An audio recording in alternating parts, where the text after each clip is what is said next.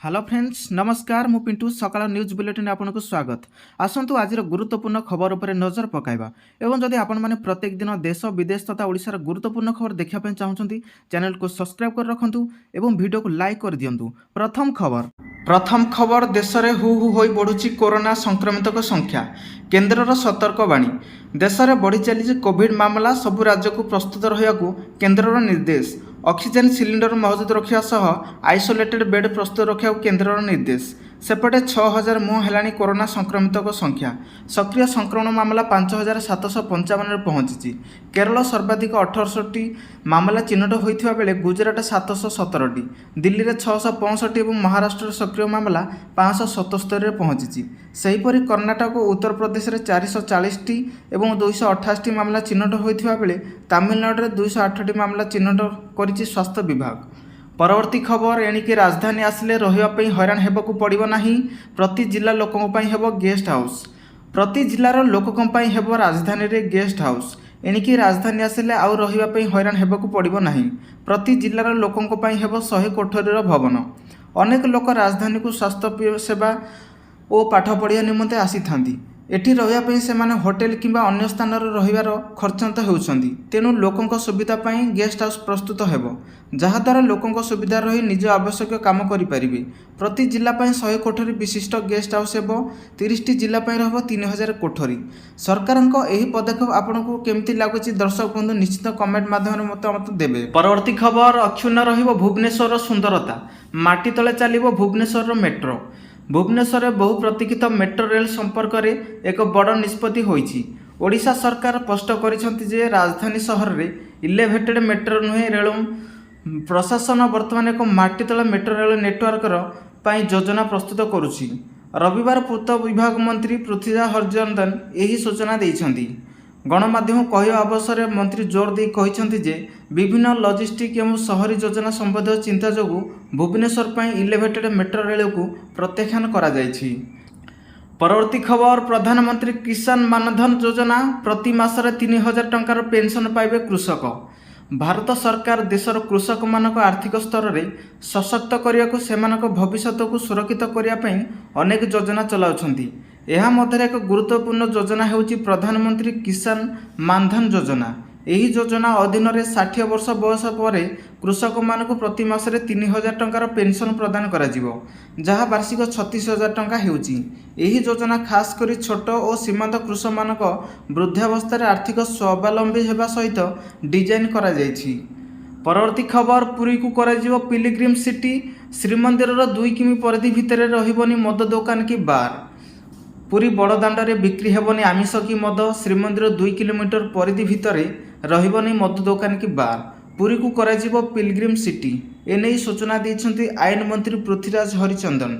बड़दाण्ड में सबु घर यूनिफॉर्म हाइट रहिबो। बड़दाण्ड पटे मुह करी घर को गुड़िक रूपरेख बदला कराजिबो। एने प्राथमिक कार्य आरंभ होउथिबा कहिछंती आईन मंत्री। आईन मंत्री पृथ्वीराज हरिचंदन एभली प्रतिक्रिया पर पुरीवासी एहाको स्वागत करिछंती। आपण दर्शक बंधु यहाँ स्वागत करुछंती कि या प्रत्याख्यान करुछंती निश्चित कमेंट माध्यम आपणकर मतामत देवे।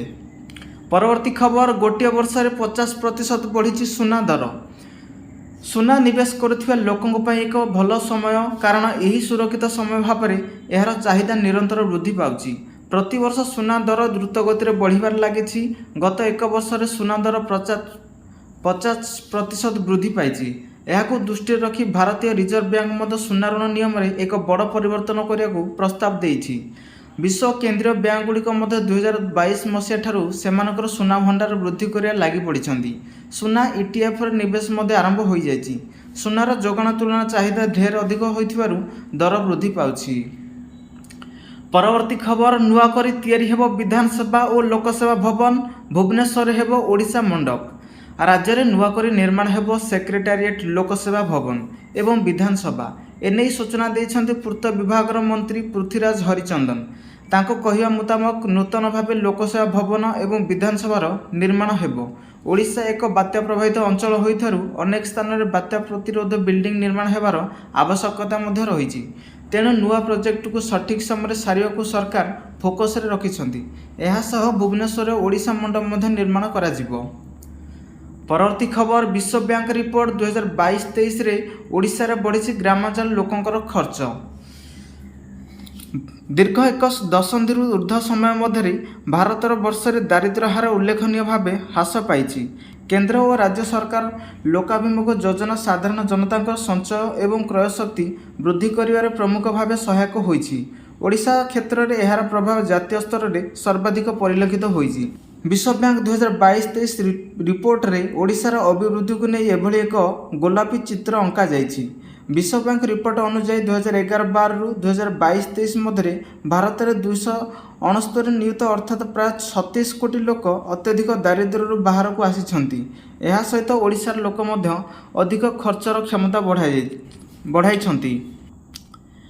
परवर्ती खबर मौसुमी होछि दुर्बल तातुछि ओडिशा 2 ରୁ 3 डिग्री सेल्सियस बढ़ीजिव तापमात्रा।